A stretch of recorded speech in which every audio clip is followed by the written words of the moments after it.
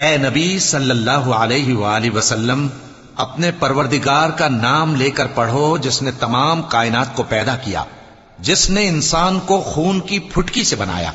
پڑھو، اور تمہارا پروردگار بڑا کریم ہے، جس نے قلم کے ذریعے سے علم سکھایا اور انسان کو وہ باتیں سکھائیں جن کا اس کو علم نہ تھا، مگر انسان سرکش ہو جاتا ہے اس بنا پر کہ وہ اپنے آپ کو بے نیاز سمجھتا ہے۔ کچھ شک نہیں کہ سب کو تمہارے پروردگار ہی کی طرف لوٹ کر جانا ہے۔ کیا تم نے اس شخص کو دیکھا جو منع کرتا ہے، یعنی ایک بندے کو جب وہ نماز پڑھنے لگتا ہے؟ بھلا دیکھو تو اگر یہ راہ راست پر ہو یا پرہیزگاری کا حکم کرے تو منع کرنا کیسا؟ تو اس کا انجام کیا ہوگا؟ ذرا دیکھو تو، اگر اس نے دین حق کو جھٹلایا اور اس سے منہ موڑا، کیا اس کو معلوم نہیں کہ اللہ دیکھ رہا ہے؟ دیکھو، اگر وہ باز نہ آئے گا تو ہم اس کی پیشانی کے بال پکڑ کر گھسیٹیں گے، یعنی اس جھوٹے خطا کار کی پیشانی